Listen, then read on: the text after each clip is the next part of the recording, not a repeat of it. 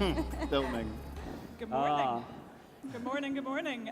So we're going to start this. I just wanted to start with reading a quote from Sir John Hegarty.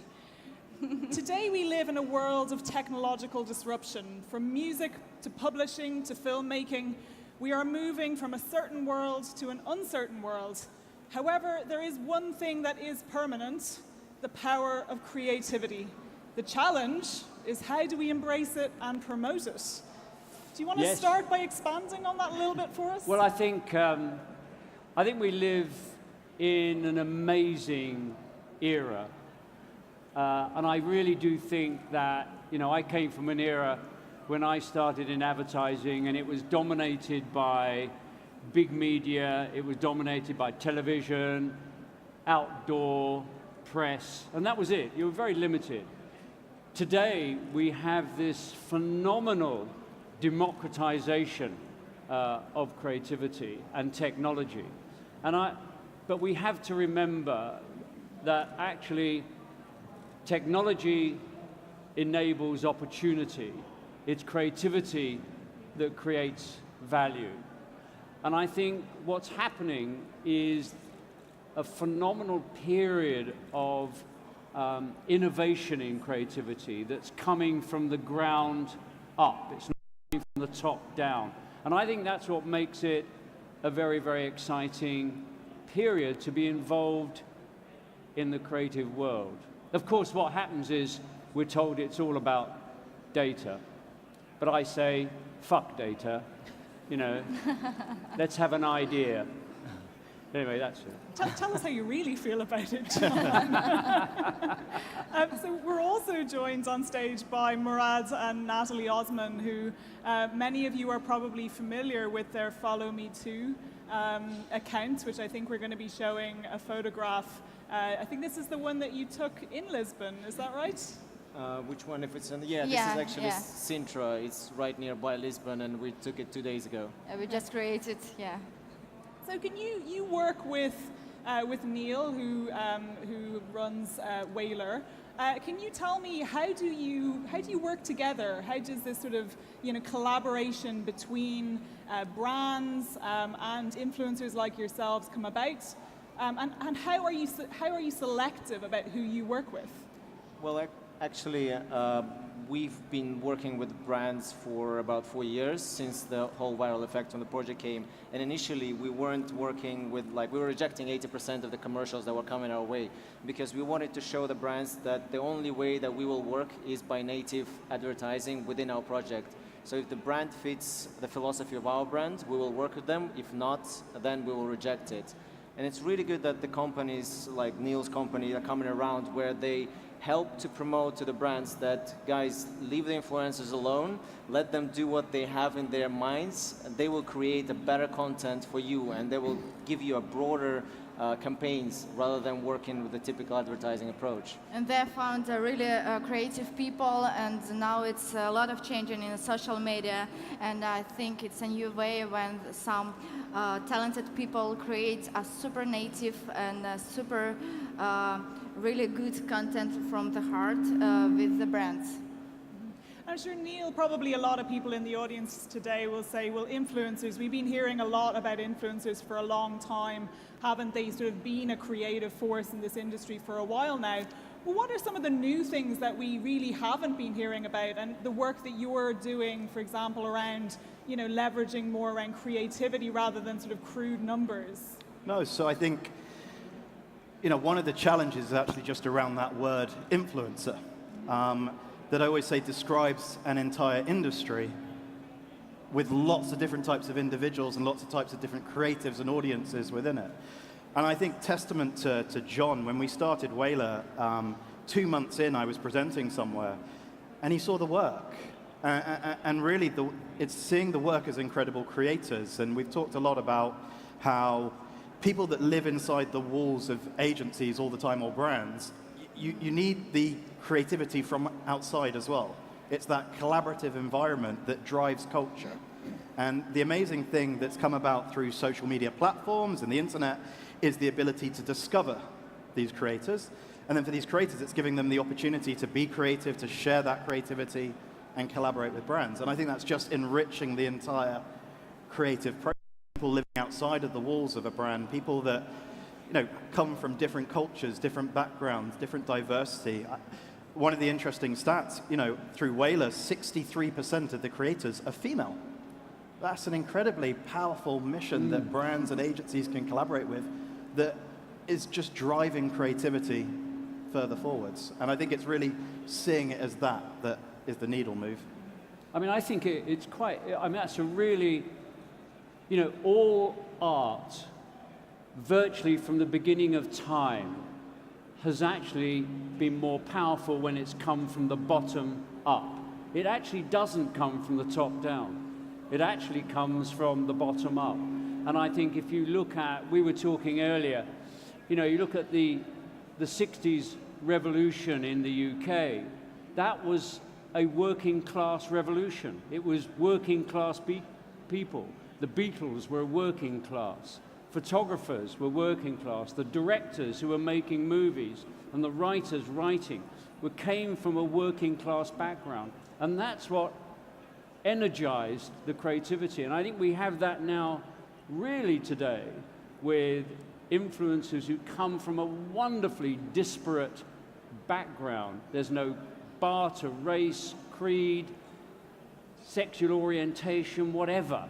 We say, at BBH, one of the things that really upsets us is we can't get a greater, broader cross-section of people working in the creative department. We do everything we can, but suddenly, with influencers, you have this, the walls are down.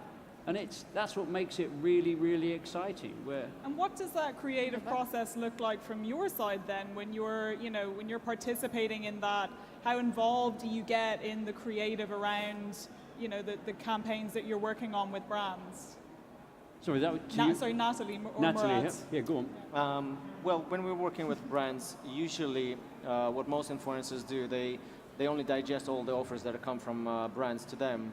We, from the other side, we consider us a bit differently. We even created this term called info agency. We are the agency within ourselves. We digest what they come with their briefs. We come back with our ideas, with our offers, like, guys, let's change your campaign according to our audience, because we know them well, we know how to show them. We work a lot with our audience. We work a lot with analytics. It's really important when the brands understand their audience and audience of influencer.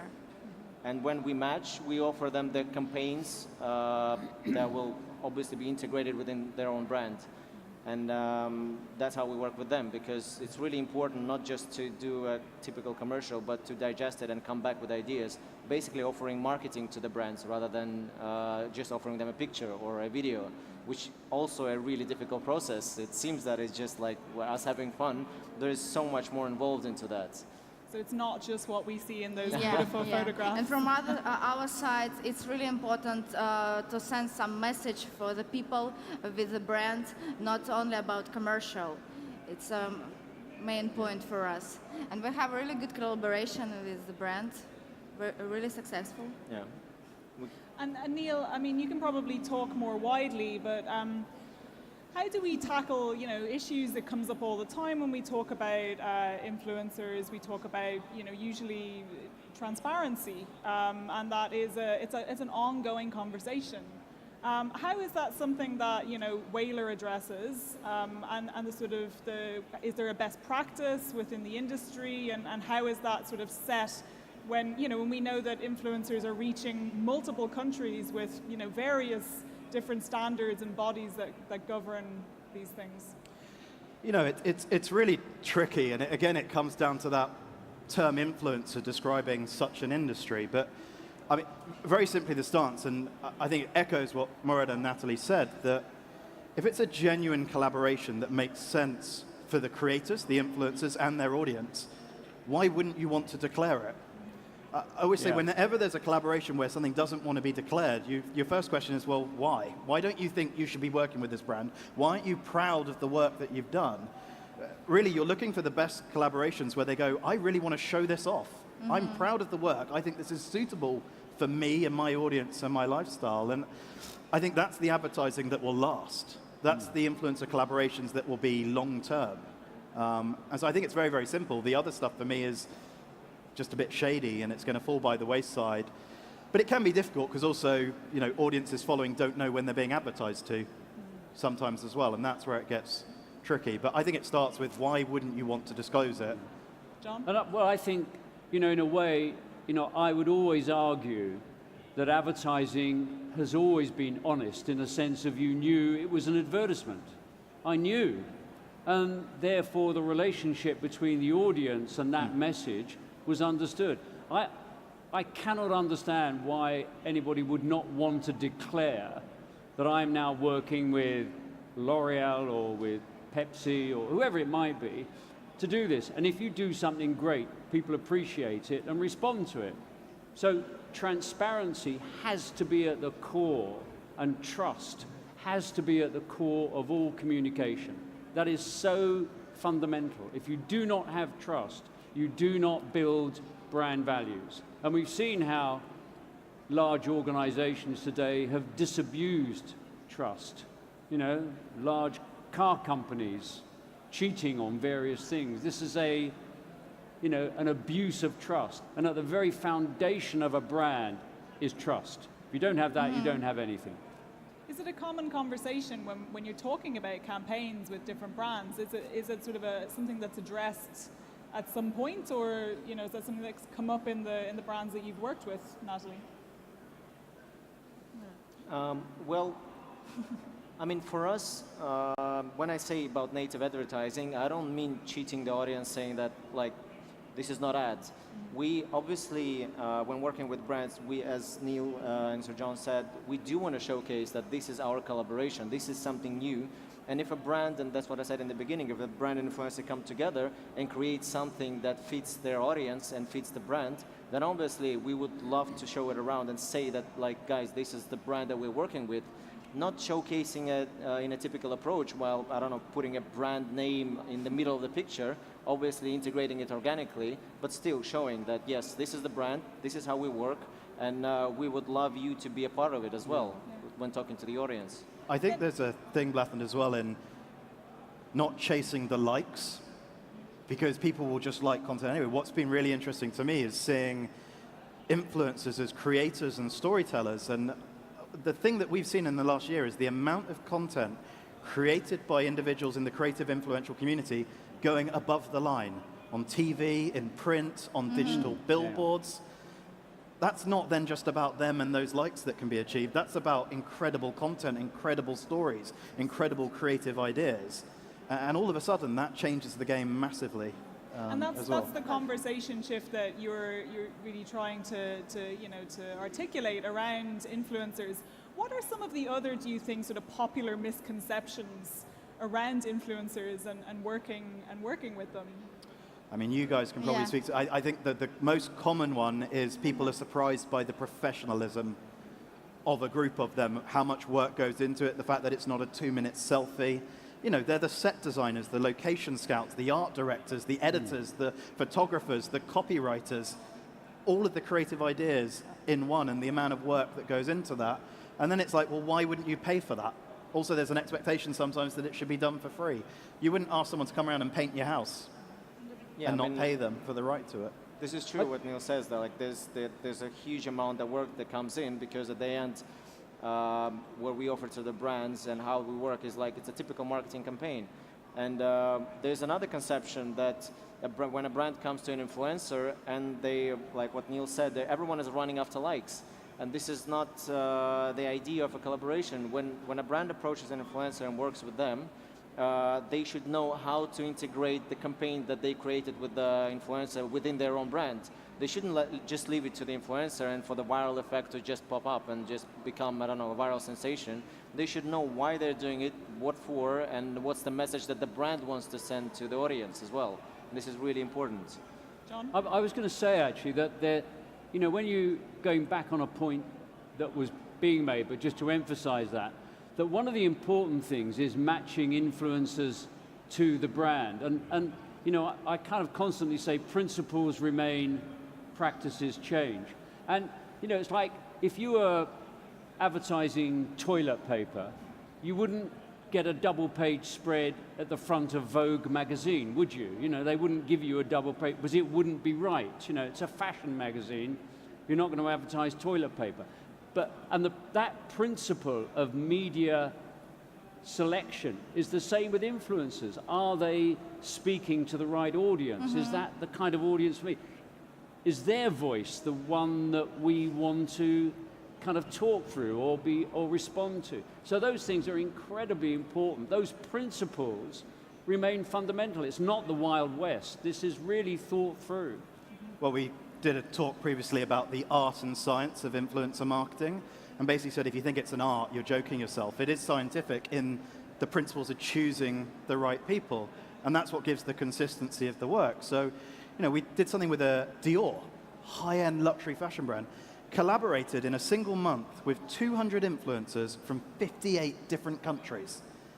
The work all looks like one big campaign idea because of the people they chose and the way they briefed them. But they've now got these wonderful stories from all around the world of how people interpreted the brief, which also gives Dior an understanding of how to market in Malaysia and India and Russia and Canada, and how to do it distinctly differently with the nuanced local voices of people, but a very big campaign idea as well.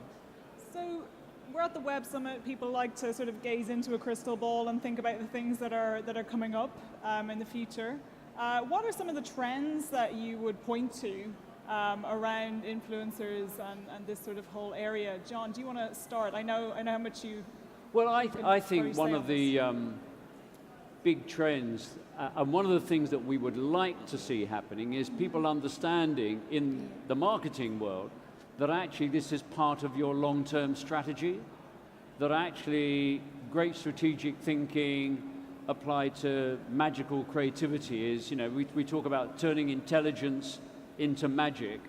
The strategy is the intelligence, the magic is the creative expression of that strategy. And I think what we want to see, and what I think is now happening, certainly we're pushing it at Whalar, is that linking everything together so that you have a constant message from a brand, constantly refreshed.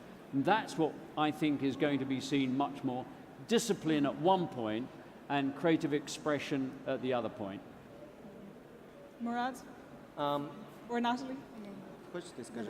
Well, for us, the trends, what we see throughout our social media platforms, we see that people they used to seeing the magical pictures, the moment when you showcase it as just a framework of your work, and but now they want to see who you are as a person. They want to see the instant moments, like even when the videos, the inspiration videos, when we look at them, they're losing their trendiness. People would love to see who you are as a person and what message you send to the world. And real people and real feelings. Sometimes it's not about a campaign, it's not about numbers. It's about feelings, what you do. And then what you show to the audience, yeah. And these are the trends that we see at the moment, the instantaneous pictures, the instantaneous videos, the Instagram stories, that's why it's gaining more and more popularity. The spur of the moment, basically. More of the process, more insight into how you make it, and then also then seeing that final everything, process. Yeah, and then when they see the final process, it's just the result, and they would like to be on your journey of going through that result. To be a part of you and your campaign. Neil, anything you'd point to?